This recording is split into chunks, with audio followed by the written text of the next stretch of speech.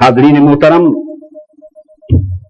ختم نبوت کا تقاضا یہ تھا کہ حضور کا صلبی بیٹا آپ کے اپنے نطفہ مبارک سے اور صلب مبارک سے پیدا ہونے والا بیٹا جوان نہ ہو، تاکہ ختم نبوت برقرار رہے۔ ابراہیم علیہ السلام نے 2 دعائیں مانگی تھیں، باری تعالیٰ ایک تو میری ذریت میں خاتم الانبیاء عطا فرما، ایک میری ذریت میں ختم نبوت دے، دوسری دعا تھی کہ میری ذریت میں امامت دے۔ خاتم الانبیاء بشکل مصطفیٰ ذریت ابراہیم میں آ گئے، دعا قبول ہو گئی۔ اب دوسری دعا تھی وَمِن ذُرِّيَّتِي، میری ذریت میں امامت بھی دے۔ امامت نبوت ہو چکی، اب حضور پر نبوت ختم ہو جانے کے بعد لازمی تقاضا تھا کہ فیض نبوت مصطفیٰ اب امامت کے فیض کی شکل میں آگے چلے، تو حضرت ابراہیم کی ذریت میں ولایت بھی چلے۔ حضور کا اپنا صلبی بیٹا تو ہوا نہیں، صلبی بیٹا تو ہوا نہیں، سو اب نبوت مصطفیٰ کا فیض اور امامت ولایت کا فیض حضور کی بعثت کے بعد ضروری تھا کہ اب وہ ایسی جگہ سے چلے، ایسے فرد سے چلے جو حضور کا صلبی بیٹا بھی نہ ہو مگر بیٹا بھی مصطفیٰ کا ہو، جو صلب کا بیٹا بھی نہ ہو وہ بھی مصطفیٰ کی نسل، وہ بھی مصطفیٰ کی نسل، وہ بھی مصطفیٰ کا بیٹا، نبی ہو اور ہو بھی۔ اس کے لیے ضروری ہوا ایک ایسا جوڑا منتخب کیا جائے جو حضور ان کے مصدر ہوں اور وہ حضور کے مظہر ہوں۔ حکم ہوا، حضرت عبداللہ ابن مسعود روایت کرتے کہ حضور علیہ السلام نے فرمایا ان اللہ امرنی ان ازوج فاطمہ من علی، اللہ نے مجھے حکم دیا کہ میرے محبوب مصطفیٰ فاطمہ کی شادی علی سے کر، اس امر کا فیصلہ آسمان پہ ہو چکا ہے۔ حضرت علی کو منتخب کیا، چونکہ حضرت علی سے نسل مصطفیٰ کو چلانا ہے اور حضرت علی سے ولایت مصطفیٰ کے سلسلے کو قائم کرنا ہے اور حضرت علی کو تکمیل دعائے ابراہیم کا ذریعہ بنانا ہے، اس لیے ان کو تاجدار کائنات کے ساتھ نسبت کیا عطا کی، تاجدار کائنات کے ساتھ مماثلت کیا عطا کی، تاجدار کائنات کے ساتھ مشابہت کیا عطا کی، تاجدار کائنات کے ساتھ تعلق کیا جوڑا۔ مسند احمد میں ہے، زید بن ارقم روایت کرتے، اب توجہ سے بات کو سنیے، آقا علیہ السلام نے فرمایا اس مسجد نبوی میں کھلنے والے میں نے ہر گھر کا دروازہ کھلنے والا بند کر دیا سوائے علی کے گھر کے دروازے کے۔ اب کسی گھر کا دروازہ مسجد نبوی کے صحن میں نہیں کھل سکتا، سارے دروازے بند کر دیے مگر باب علی کو بند نہ کیا۔ آقا علیہ السلام نے فرمایا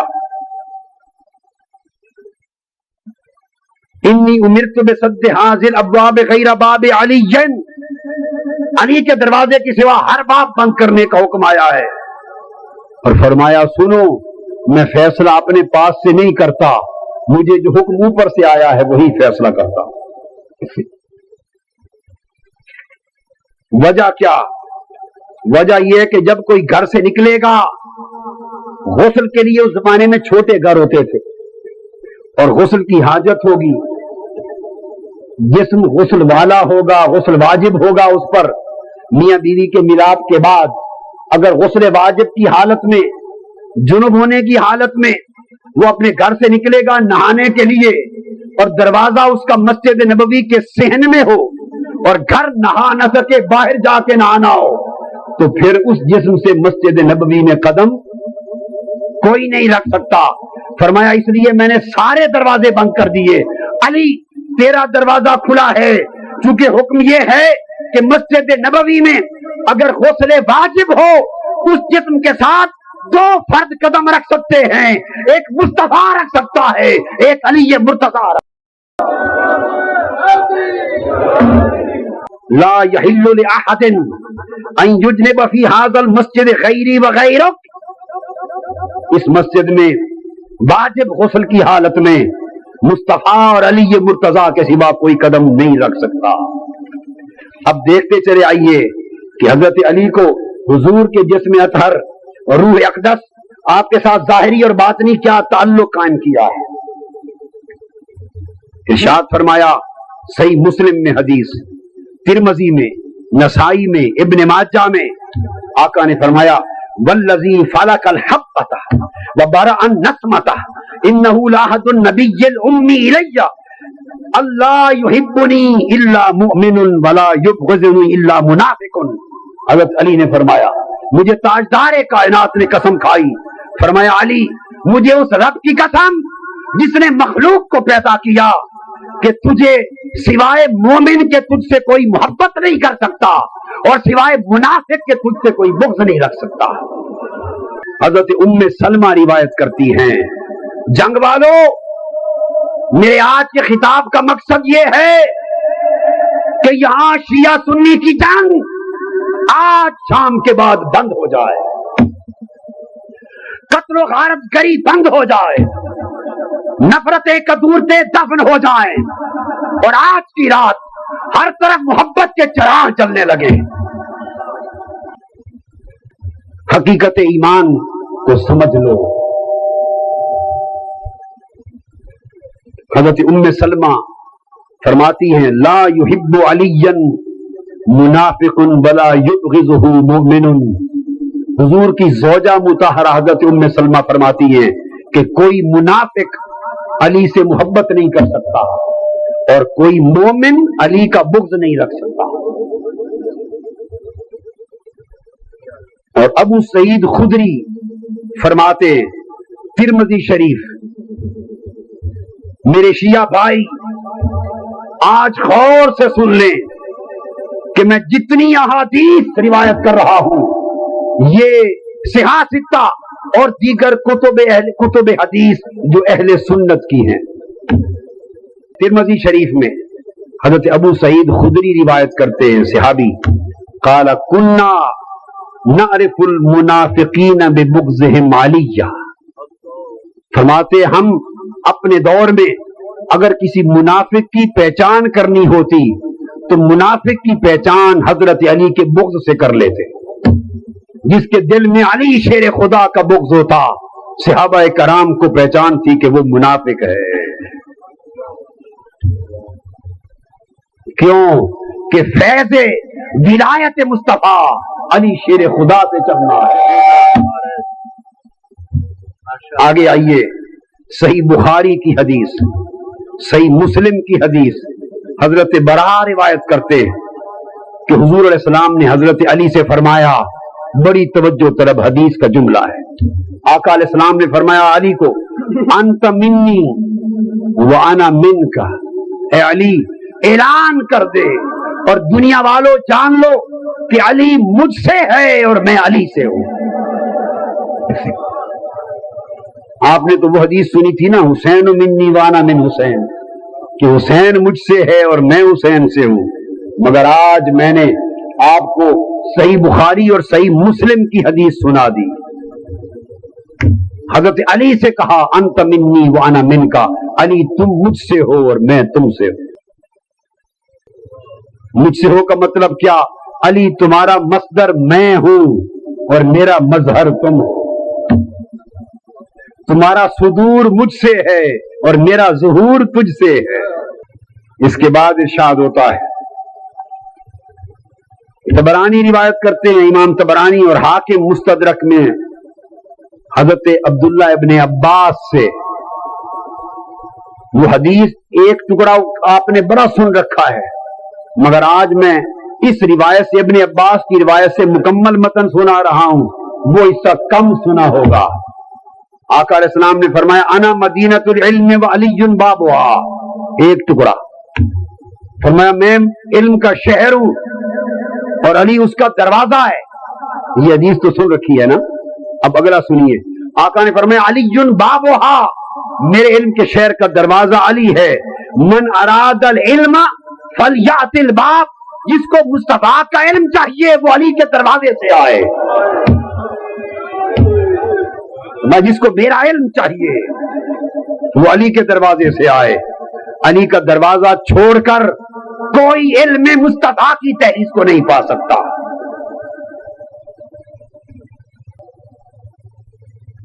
अब उम्मुल मोमिनीन हजरत आयशा सिद्दीका रजी अल्लाह तआला अन्हा से रिवायत, दैलमी रिवायत करते हैं हजरत आयशा सिद्दीका रजी अल्लाह तआला अन्हा से, और ये रिवायत मालूम है क्या है। हजरत आयशा फरमाती है अकेले बैठे घर में मुस्तफा से बात सुनी थी, कोई गवाह मौजूद ना था, कोई गवाह मौजूद। मेरे शिया भाइयों, हकीकत यह है कि अज़वाज मुतहरात और अइम्मा अतहार में कोई फर्क न था, ये फर्क डाल दिया गया। सहाबा कराम और अहले बैत अतहार में कोई फर्क न था, ये फर्क डाल दिया गया। सुनिए, घर के बंद कमरे में हुजूर अलैहिस्सलाम एक बात कहते, बाहर का कोई शख्स मौजूद नहीं, हजरत आयशा सिद्दीका सुनने वाली है, तन्हा अकेली। अगर चाहती तो बाहर किसी और को बयान, बोलिए बोलिए ऊंचा, बयान न करती, छुपा लेती, मगर नहीं, जो खलवत में मुस्तफा से सुना जलवत में खल्क को सुना दिया। हज़रत आयशा सिद्दीका रज़ी अल्लाह तआला फरमाती हैं कि घर के अंदर मेरे मुस्तफा ने फरमाया था कि जिक्र अली इबादतुन, अली का जिक्र करना इबादत है, अली का जिक्र करना इबादत है।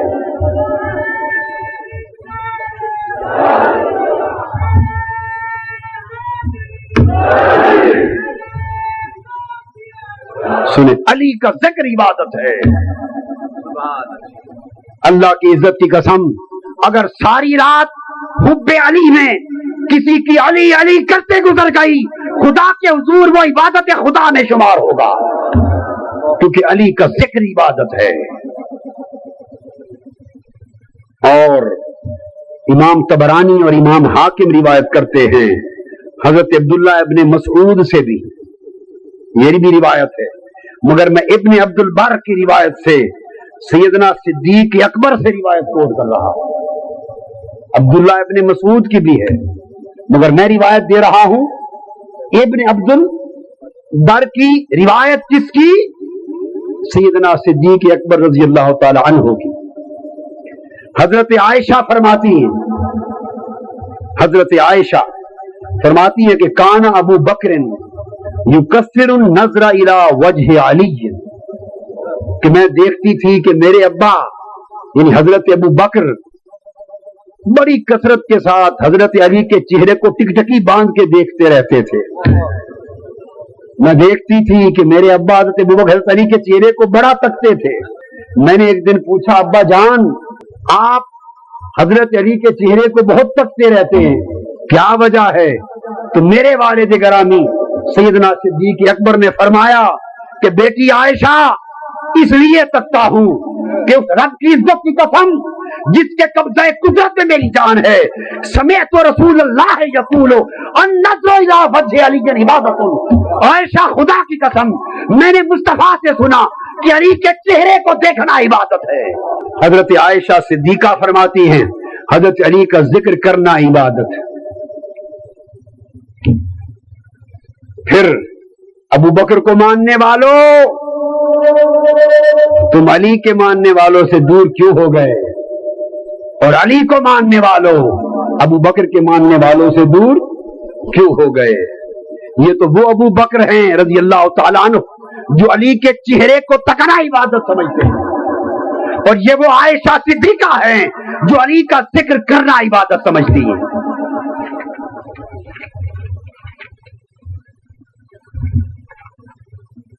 میں نے کہا تھا کہ مصطفیٰ کا اب فیض ولایت علی سے چلنا تھا، اور ذبح عظیم حسین پہ ہونا تھی۔ اس لیے ضروری تھا کہ ولایت مصطفیٰ ولایت علی شیر خدا بن جائے، اور ولایت علی شیر خدا ولایت مصطفیٰ تصور کی جائے، حکمی وحدت ہو جائے۔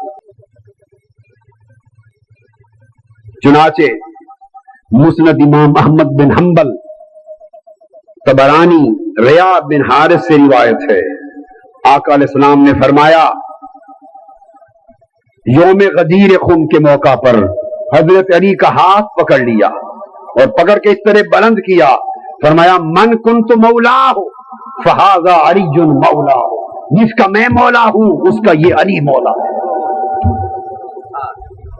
جس کا میں مولا ہوں اس کا یہ علی مولا، من کنت مولا ہو فعلی مولا ہو، جس کا میں مولا ہوں اس کا علی مولا ہے۔ اور زید بن ارقم نے روایت کیا، پھر حضور نے دعا کی، یہ ترمذی میں صحاح ستہ میں حدیث ہے، پھر دعا کی جس کا میں مولا ہوں اس کا علی مولا ہے۔ پھر آقا نے ہاتھ اٹھا دیے، عرض کیا باری تعالیٰ اللہم وال من والہ وآت من آتاہ وانصر من نصرہ وعن من عانہ، میرے اللہ جو علی کو ولی جانے تو اس کا ولی بن جا، جو علی کو ولی جانے تو اس کا ولی بن جا، یعنی جو علی سے دوستی کرے تو اس کا دوست بن جا، جو علی سے دشمنی کرے تو اس کا دشمن بن جا، جو علی کی مدد کرے تو اس کی مدد کر، جو علی کے ساتھ ہو تو اس کے ساتھ ہو جا۔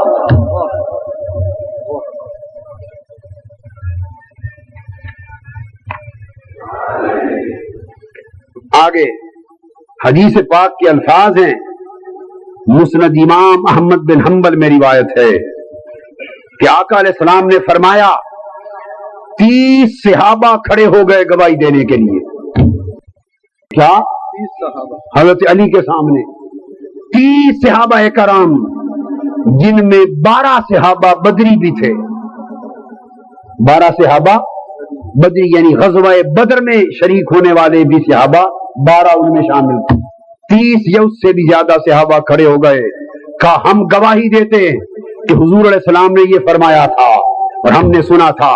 اور حضور نے کیا فرمایا؟ صحابہ کرام نے کہا کہ حضور نے حضرت علی کا ہاتھ پکڑ کے اونچا کر دیا تھا، پکڑ لیا، اور ہم سب سے کہا تھا اتعلمون انی اولا بالمؤمنین من انفسہم، مسلمانوں کیا تم نہیں جانتے کہ میں یعنی مصطفیٰ تمام مسلمانوں کی جانوں سے بھی زیادہ قریب تر ہوں؟ حضور نے پوچھا کیا نہیں جانتے کہ میں تم سب مومنوں کی جانوں سے بھی قریب تر اور عزیز تر ہوں؟ صحابہ کرام نے عرض کیا بلا یا رسول اللہ، آقا جی ہاں آپ ہم سب کی جانوں سے قریب تر ہیں۔ فرمایا سنو میں تمہاری جانوں کے قریب ہوں، اور اعلان سن لو من کنت مولا ہو فہذا مولا ہو، مجھے عزیز رکھنے والوں میں اس کا عزیز ہوں جو علی کو عزیز رکھتا ہے، جس کا میں مولا ہوں اس کا علی مولا ہے۔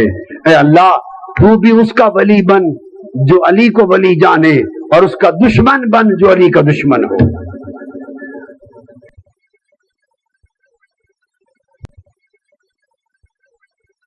یہ حدیث مسند ابو یعلا میں بھی روایت ہوئی، مسند بزار میں روایت ہوئی، معجم طبرانی میں روایت ہوئی، اس کو حضرت ابو ہریرہ نے روایت کیا، اس حدیث کو حضرت عبداللہ ابن عمر سیدنا فاروق اعظم کے صاحبزادے نے روایت کیا، اس حدیث کو حضرت مالک بن حویرث نے روایت کیا، اس حدیث کو حضرت حبشی بن جناتہ نے روایت کیا، اس حدیث کو اور بہت سے صحابہ ان میں حمید بن عمارہ نے روایت کیا.